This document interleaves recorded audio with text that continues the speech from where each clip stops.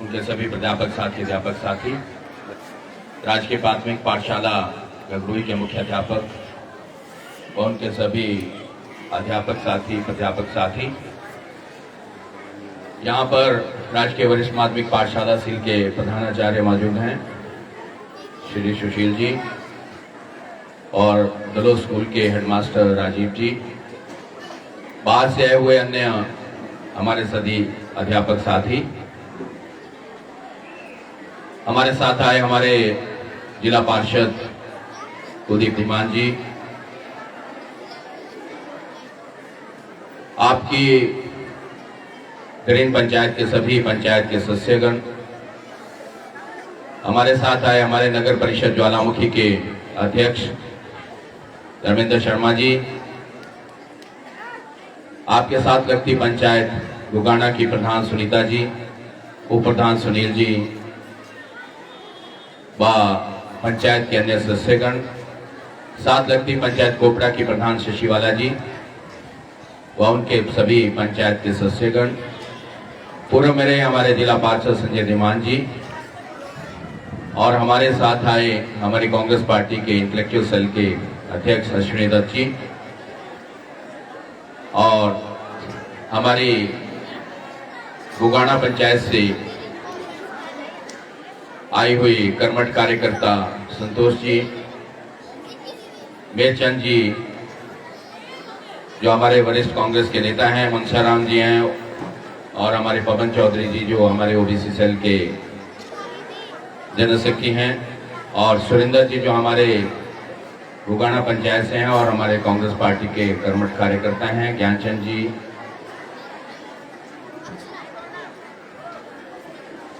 रविंद्र कुमार जी, पूर्व प्रधान हमारी कमलेश जी हैं और पूर्व हमारे कांग्रेस पार्टी के युवा कांग्रेस के पूर्व में अध्यक्ष रहे नरेश मोनू जी, श्री प्रेमचंद जी, श्री बिहारी लाल जी, मुलक राज जी, हजारा सिंह जी जो कुहारपुर से हैं, अजय कुमार जी, हमारे दिनेश चौधरी जी हैं, विजय जी आपके पूर्व में उप प्रधान, प्रभुराम जी हमारे सिल से आए हैं, सिल के उप प्रधान भी मैंने यहाँ देखे हैं, सुशील परमार जी, किशन चंद जी जो हमारे वरिष्ठ कांग्रेस के नेता हैं सिल से, बाबूराम जी, मनोहर लाल जी, धर्मचंद जी और हमारे युवा कांग्रेस के रुमेल जी और उनके पिता रिटायर्ड एक्शन चमेल सिंह जी, जगदीश चंद जी आए हैं सिल से, मधुबाला जी हैं हमारी एक्स पीडीसी मेंबर यहाँ पे और कमलेश कुमारी जी हैं गगरुई अपना गुगाना से और एसएमसी के आपके प्रधान व एसएमसी के अन्य सदस्यगण। लिस्ट बड़ी लंबी चौड़ी है, अगर सबके नाम लूंगा तो बच्चों के कार्यक्रम भी लेट होते जाएंगे और आप लोग भी बोर होंगे। तो सभी जो हमारे कांग्रेस पार्टी के वरिष्ठ नेता हैं, चाहे वो ग्रीन पंचायत से हैं, चाहे वो कोपड़ा से हैं, चाहे वो गुगाना से हैं या बाहर से आए हुए हैं, अभी बहुत से चेहरे मेरे को यहाँ दिखाई दे रहे हैं, आप ये नीचे से आए हैं, हमारे आरओ ज्वालामुखी ईशानी जी, एसडीओ इलेक्ट्रिसिटी, जेई आईपीएच, अन्य विभागों के सभी अधिकारीगण और सभी मेरे सामान्य बुजुर्गों, माताओं, बहनों, नौजवान साथियों व स्कूल के प्यारे बच्चों, आज मुझे आपके वार्षिक पारितोषिक वितरण समारोह में आने का अवसर मिला और आप लोगों ने मेरा गर्मजोशी से स्वागत किया, इसके लिए मैं दिल की गहराइयों से आभार प्रकट करता हूं, धन्यवाद करता हूं। एसडीओ पीडब्ल्यू भी यहाँ पे मौजूद हैं। किसी भी संस्थान के लिए जो आज का ये दिन होता है वार्षिक पारितोषिक वितरण समारोह, ये बहुत महत्वपूर्ण होता है। ये इसलिए महत्वपूर्ण होता है कि पूरे साल भर का लेखा जोखा जो है वो सभी अभिभावकों के सामने रखा जाता है, सभी बाहर से आए हुए अतिथियों के सामने रखा जाता है और सभी स्कूल के बच्चों के सामने रखा जाता है। हमें इस वार्षिक रिपोर्ट से ये पता चलता है कि हमारे बच्चों ने साल भर में स्कूल में जाकर क्या कुछ किया, क्योंकि हमारा प्राइमरी लक्ष्य जो है वो शिक्षा ग्रहण करना है। हम शिक्षा ग्रहण करने के लिए अपने बच्चों को यहाँ भेजते हैं, पर शिक्षा के साथ साथ इनका हर प्रकार से विकास हो। जो इनमें प्रतिभा है उस प्रतिभा को निखार कर जिस मुकाम को ये हासिल करना चाहते हैं बच्चे, उस मुकाम पे इनको पहुंचाने का प्रयास हमारे अध्यापक और प्राध्यापक करते हैं। इसलिए आज का दिन जो है वो बहुत महत्वपूर्ण है और बच्चों के लिए भी खास करके महत्वपूर्ण होता है। बच्चों के लिए इसलिए महत्वपूर्ण होता है कि अब थोड़ी देर के बाद हम यहाँ पे इनाम देंगे कुछ बच्चों को और कुछ बच्चे नीचे बैठ के तालियां बजाएंगे, तो इनके दिमाग में प्रतिस्पर्धा की भावना पैदा होती है। इनको लगता है कि अगर हमने भी आज किसी न किसी कार्यक्रम में साल भर में पार्टिसिपेट किया होता तो शायद आज हमें भी मुख्य अतिथि के द्वारा जो है वो सम्मानित किया जाता। तो सबसे ज्यादा महत्वपूर्ण इन बच्चों के लिए होता है। इसलिए हर साल जो है वो संस्थान में जो है वो ये दिन मनाया जाता है ताकि बच्चों में प्रतिस्पर्धा की भावना भी पैदा हो, अभिभावकों को ये ज्ञान भी हो कि हमारे बच्चे स्कूल में जा रहे हैं तो स्कूल में क्या कुछ कर रहे हैं। तो आज की इस पावन अवसर पर मैं अपनी ओर से सभी अध्यापकों, प्राध्यापकों, सभी अभिभावकों और खास करके बच्चों को बधाई देता हूं, शुभकामनाएं देता हूं और इनके उज्जवल भविष्य की कामना करता हूं। अभी विस्तृत रिपोर्ट भाग सिंह जी ने पढ़ी। बहुत से लोग मैं देख रहा था कि बोर हो रहे थे, वो सोच रहे थे कि भाग सिंह जी लंबा भाषण दे रहे हैं, लेकिन भाग सिंह जी पूरे साल का लेखा जोखा जो है वो आप लोगों के सामने रख रहे हैं। अगर आप लोगों के सामने पूरा लेखा जोखा नहीं रखा जाए तो आपको पता नहीं लगेगा कि हमारे बच्चों ने साल भर में स्कूल में जाकर क्या कुछ किया। बहुत से हमारे अभिभावक ऐसे हैं जो साल में केवल एक बार ही स्कूल में आते हैं, आज के दिन ही स्कूल में आएंगे। वो अपने रोजगार के लिए बाहर रहते हैं, रोजी रोटी कमाने के लिए बाहर रहते हैं और अपने बच्चों को समय नहीं दे पाते हैं, तो उनको बच्चों के बारे में कोई ज्यादा ज्ञान नहीं होता है। तो जिस तरीके से भाग सिंह जी ने यहाँ पर विस्तृत रिपोर्ट पढ़ी और एक एक चीज जो है वो अभिभावकों के सामने रखी, इसके लिए मैं इनको बधाई देता हूँ। बहुत अच्छे तरीके से इन्होंने जो है वो आपके इस संस्थान का व्याख्यान किया। हर क्षेत्र में आपके बच्चे कहाँ तक गए हैं, किस मुकाम को हासिल किया है, चाहे वो पढ़ाई का क्षेत्र है चाहे वो दूसरा क्षेत्र है, विस्तृत रिपोर्ट इन्होंने आपके सामने रखी। और मैं ये सारी चीज सुनने के बाद भाग सिंह जी को भी, जो प्रधानाचार्य हमारे, और सभी अध्यापकों प्राध्यापकों को भी बधाई देता हूं कि इन्होंने, और अब ज्वालामुखी की जनता ने दूसरी बार मुझे अपनी रहनुमाई करने का मौका दिया है, आशीर्वाद दिया है। और जब मैं विधायक नहीं भी था, हालांकि उस वक्त ये क्षेत्र मेरे क्षेत्र में शामिल नहीं था, 2012 में डिलिमिटेशन हुई और डिलिमिटेशन के बाद ये क्षेत्र जो है वो मेरे क्षेत्र में शामिल हुआ और पहली मर्तबा मैंने चुनाव लड़ा और पहली मर्तबा ही मुझे आप लोगों ने आशीर्वाद दिया अपने रहनुमाई करने का। मेरा ये हमेशा प्रयास रहता है कि जितने भी हमारे शिक्षा के मंदिर हैं उनमें मूलभूत सुविधाएं जो है वो उपलब्ध है, क्योंकि अगर अच्छे वातावरण में ये बच्चे बैठेंगे तो इनका भविष्य जो है उज्जवल होगा। अच्छी पढ़ाई करेंगे, अच्छी तरीके से खेलेंगे, अच्छे तरीके से सांस्कृतिक कार्यक्रमों में पार्टिसिपेट करेंगे, अन्य क्षेत्रों में भी ये अच्छे तरीके से पार्टिसिपेट करेंगे। इसलिए मेरा यह प्रयास रहता है कि हर प्रकार की सुविधा इन बच्चों को मिले, लेकिन धन का भी अभाव होता है, समय का भी कई बार अभाव होता है। तो चरणबद्ध तरीके से मैं सारे स्कूलों में, चाहे वो मेरा प्राइमरी स्कूल है, चाहे वो मेरा मिडिल स्कूल है, चाहे हाई स्कूल है, चाहे सीनियर सेकेंडरी स्कूल है, या मेरे तीनों राजकीय महाविद्यालय हैं, हर एक में मैं मूलभूत सुविधाएं देना चाहता हूं जिसकी ये बच्चे जो है वो हकदार हैं। ये बच्चे अच्छे वातावरण में बैठे, अच्छे वातावरण में पढ़ाई करें और टीचर्स को भी अच्छे वातावरण में बैठने का और इनको पढ़ाने का अवसर मिले और ये अच्छे नागरिक बनकर अपना जीवन भी अच्छा निर्वाह करें और समाज की सेवा भी करें। ये मेरा प्रयास है। जहां जिस चीज की कमी है उसको हमेशा मैं ये पूरा करने का प्रयास करता हूं। समय लग सकता है, मैंने पहले कहा कि कई बार हमारे समय आड़े आता है, कई बार धन आड़े आ जाता है। मेरा भी ये प्रयास है कि प्रथम चरण में मेरे जितने भी सीनियर सेकेंडरी स्कूल हैं उनमें अच्छे भवन हो, अच्छे टॉयलेट हो, अच्छा ग्राउंड हो, ताकि ये बच्चे जो हैं वो हर प्रकार से जो है वो साधन संपन्न हो और अच्छे वातावरण में पढ़ाई करें।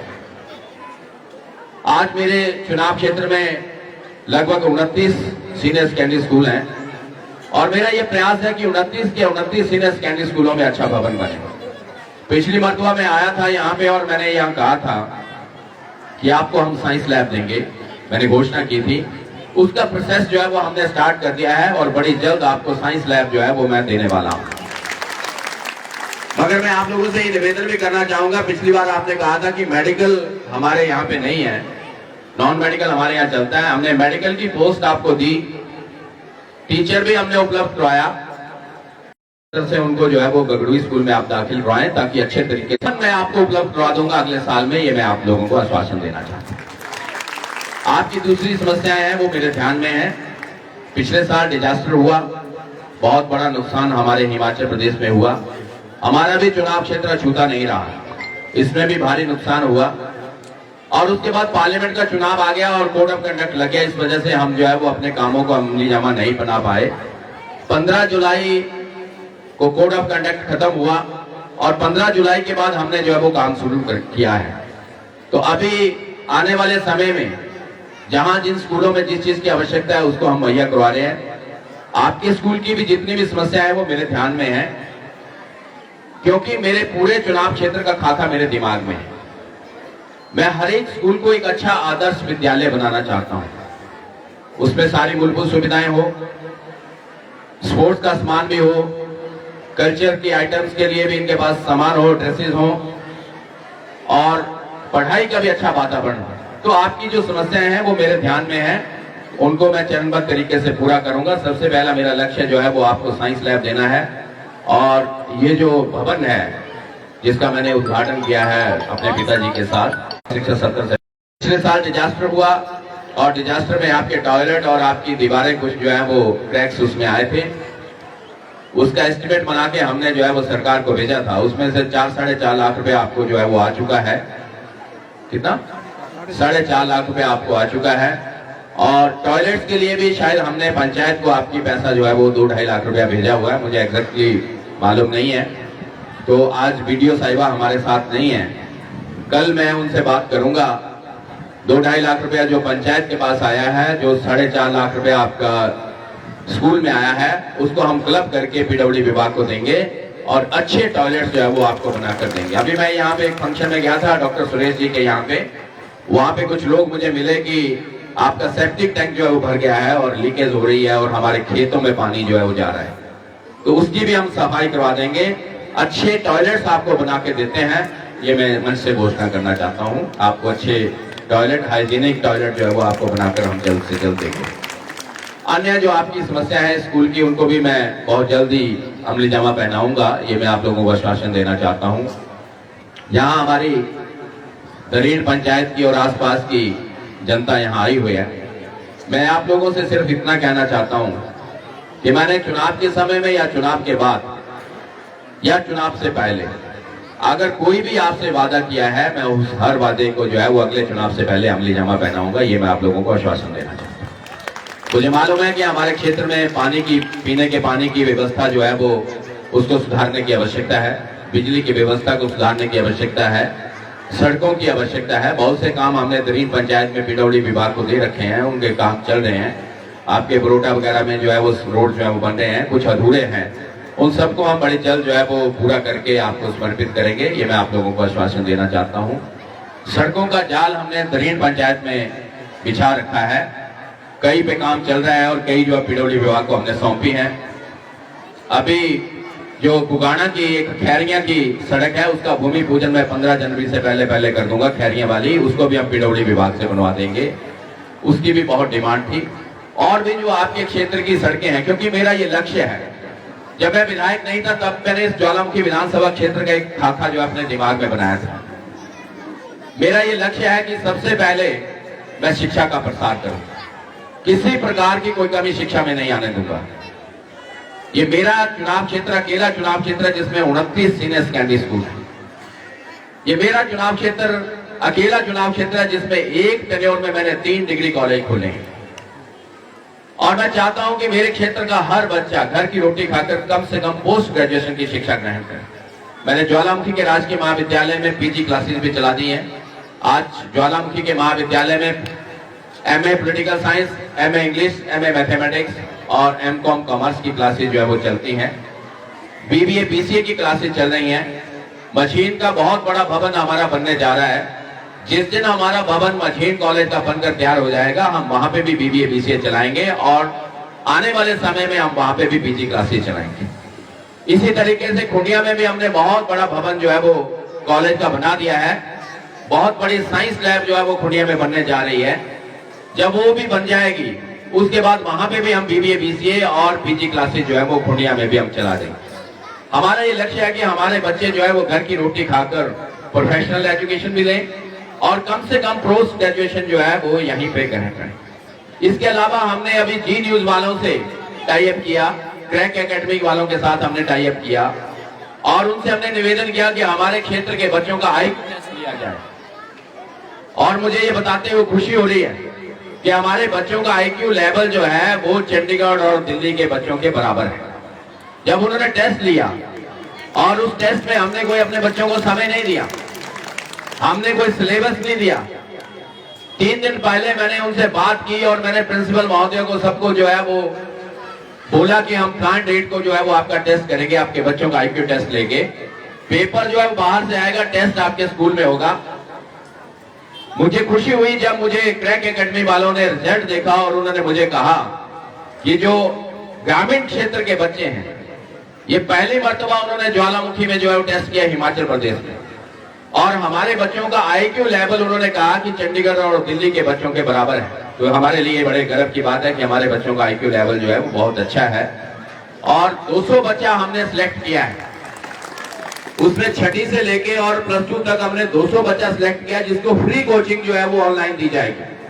अब हम ज्वालामुखी मंदिर न्यास की तरफ से अगले 1-1.5 महीने के अंदर ज्वालामुखी में एक फिजिकल कोचिंग सेंटर भी चला रहे हैं, जिसमें क्रैक एकेडमी के जो टीचर्स हैं वो उन बच्चों को जो है वो कॉम्पिटिटिव एग्जाम्स की जो है वो कोचिंग देंगे, चाहे वो नीट की कोचिंग हो, चाहे क्लैट की कोचिंग हो, चाहे दूसरे कॉम्पिटिटिव एग्जाम्स की हो, फ्री ऑफ कॉस्ट हम उन बच्चों को जो है +2 के बाद जो है वो ज्वालामुखी में कोचिंग देंगे, ताकि वो बच्चे जो है चंडीगढ़ या दिल्ली ना जाएं, अपने पेरेंट्स का पैसा खर्च ना करें और ज्वालामुखी में कोचिंग लेके कोई डॉक्टर बने, कोई इंजीनियर बने, कोई एडवोकेट बने, या कोई जो HAS करे, IAS करे, IPS करे।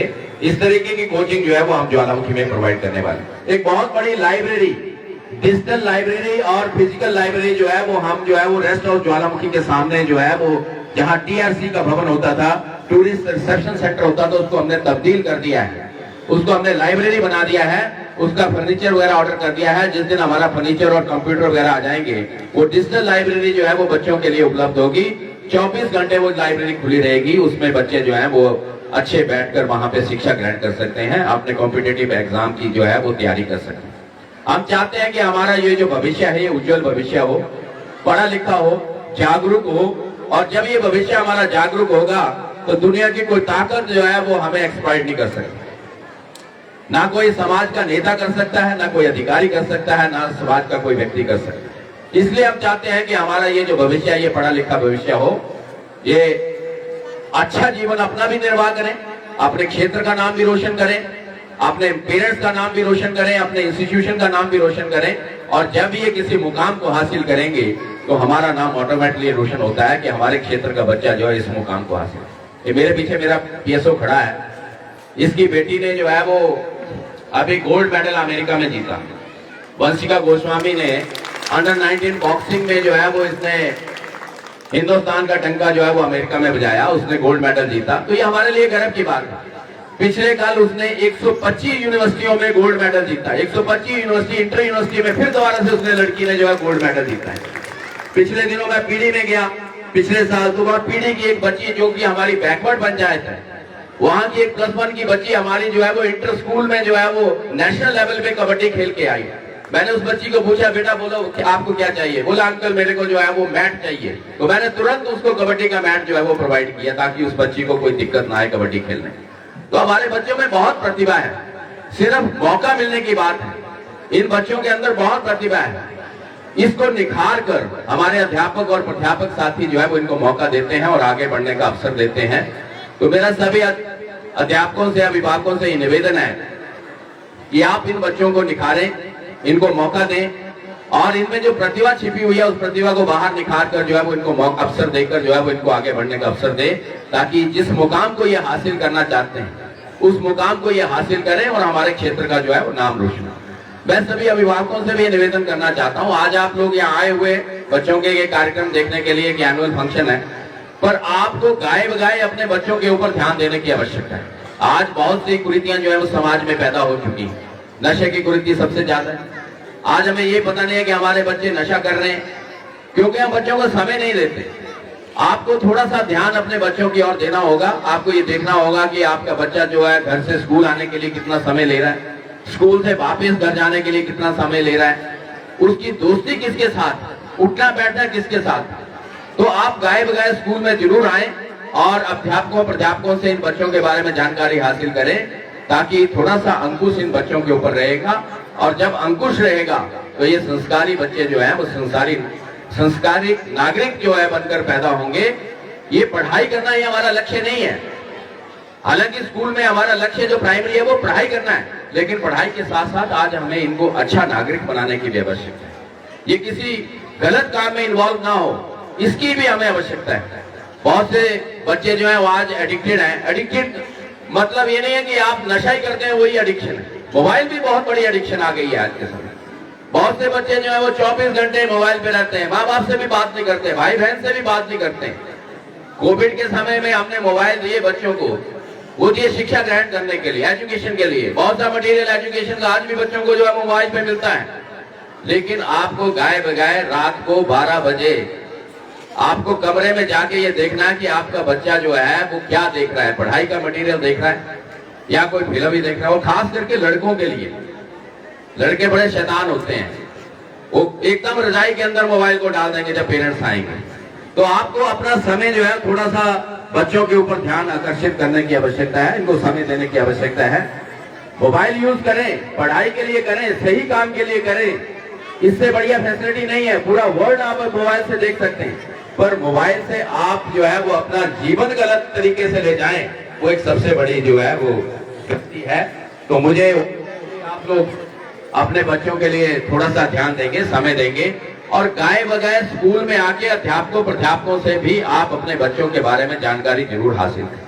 थोड़ा सा अध्यापकों प्राध्यापकों को भी डर रहेगा कि पेरेंट्स जो है वो आकर जो है वो बच्चों के बारे में जानकारी हासिल करते हैं, ये और ज्यादा ध्यान देंगे इन बच्चों के ऊपर। क्योंकि जब आगे आप पूछेंगे कि हमारे बच्चे की कॉपी किस प्रकार की है, क्या ये घर में होमवर्क कर रहा है या नहीं कर रहा है, हो सकता है कि अध्यापक के पास ये कुछ और बोलता हो, आपके पास कुछ और बोलता हो। तो जब आप गाए बगाए स्कूल में आएंगे, इन बच्चों के बारे में जानकारी हासिल करेंगे और